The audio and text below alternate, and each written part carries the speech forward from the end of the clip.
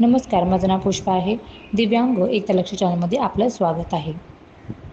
महाराष्ट्र शासन, महाराष्ट्र लोकसेवा आयोग, त्रिशूल गोल्डफील्ड, प्लॉट नंबर 34, सरोवर विहार समोर, सेक्टर 11, CBD बेलापूर, नवी मुंबई 400614.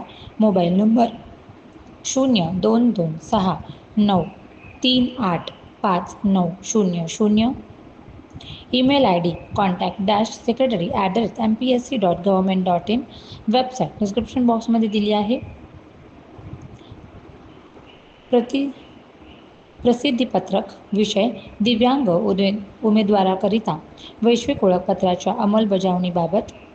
संदर्भ शासन परिपत्रक दिव्यांग कल्याण विभाग क्रमांक दिव्यांग 2024 क्रमांक 86 दिनांक 27 जून 2024. महाराष्ट्र शासनाकडून संदर्भीय दिनांक 27 जून 2024 रोजीच्या परिपत्रकाद्वारे दिव्यांग व्यक्तींना आरक्षणासह सर्व सुविधा व लाभ मिळण्यासाठी केंद्र शासनाच्या स्वावलंबन पोर्टलवरून वितरित केलेले दिव्यांग प्रमाणपत्र वैश्विक ओळखपत्र UDID कार्ड अनिवार्य करण्याचा निर्णय घेण्यात आला आहे. सदर शासन परिपत्रकास अनुसरून आयोगाच्या ऑनलाईन अर्ज प्रणालीमधील उमेदवारांच्या खात्यामध्ये दिव्यांग उमेदवाराचा वैश्विक ओळखपत्र क्रमांक नोंद करण्याची सुविधा यापूर्वीच उपलब्ध करून देण्यात आली आहे. त्याबरोबरच दिव्यांग उमेदवारांनी त्यांच्या खात्यामध्ये दिलेला दिव्यांगत्वाचा तपशील केंद्र शासनाच्या स्वावलंबन पोर्टलवरून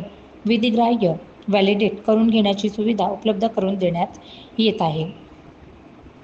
2. दिव्यांग तपशील विधिग्राह्य होण्याकरिता दिव्यांग उमेदवारांना पुढील प्रमाणे कार्यवाही करणे आवश्यक असेल. 1. स्वावलंबन पोर्टलवरून वितरित दिव्यांग प्रमाणपत्र व वैश्विक ओळखपत्र क्रमांक अशा दोन्ही बाबी उपलब्ध असलेल्या दिव्यांग उमेदवारांनी सदर दोन्ही तपशील नोंदविणे आवश्यक आहे. ज्या उमेदवारांकडे सद्यस्थितीत स्वावलंबन पोर्टलवरून वितरित केलेले दिव्यांग प्रमाणपत्र नाही, तथापि राज्य शासनाच्या SADM पोर्टलवरून वितरित करण्यात आलेले दिव्यांग प्रमाणपत्र आहे, अशा उमेदवारांनी SADM प्रमाणपत्राच्या वैश्विक ओळखपत्रासाठी नोंदणी करण्याचा क्रमांक एनरोलमेंट नंबर नोंदवणे अनिवार्य असेल. तथापि सदर उमेदवारांना मुलाखतीपूर्वी वैश्विक ओळखपत्र सादर करणे आवश्यक असेल. 3. उमेदवारांनी खात्यामधील दिव्यांगत्वाचा सर्व आवश्यक तपशील अचूकपणे नोंदवावा. दिव्यांगत्वाचा तपशील नोंदविताना तो दिव्यांग प्रमाणपत्र वैश्विक ओळखपत्रावर नमूद केल्याप्रमाणेच असल्याची खात्री करावी. उदाहरणार्थ, दिव्यांग प्रमाणपत्र क्रमांक, दिव्यांगत्वाची टक्केवारी, वैश्विक ओळखपत्र क्रमांक, वैश्विक ओळखपत्र वितरणाचा दिनांक इत्यादी तपशील वैश्विक ओळखपत्राप्रमाणेच असणे आवश्यक आहे. 4. दिव्यांगत्वाचा सर्व तपशील अचूकपणे नोंदविल्यानंतर व्हॅलिडेट या बटनवर क्लिक करावे. 5. उमेदवाराचे वैश्विक ओळखपत्रावर नमूद नाव, दिव्यांगत्वाचा प्रकार व दिव्यांग स्थिती, कायमस्वरूपी, तात्पुरते इत्यादी तपशील दर्शविले जाईल व सदर तपशील अचूक असल्याचे उमेदवाराने संबंधित बटनवर क्लिक करून प्रमाणित केल्यानंतर दिव्यांग तपशील विधिग्राह्य करण्याची प्रक्रिया सुरू होईल. 6. दिव्यांग तपशील विधिग्राह्य होण्याची प्रक्रिया यशस्वीपणे पूर्ण होण्यासाठी उमेदवाराच्या खात्यामध्ये नमूद जन्मदिनांक व वैश्विक ओळखपत्राकरिता नमूद जन्मदिनांक एकच असणे तसेच दिव्यांगत्वाचा सर्व तपशील अचूकपणे नोंदवणे आवश्यक आहे.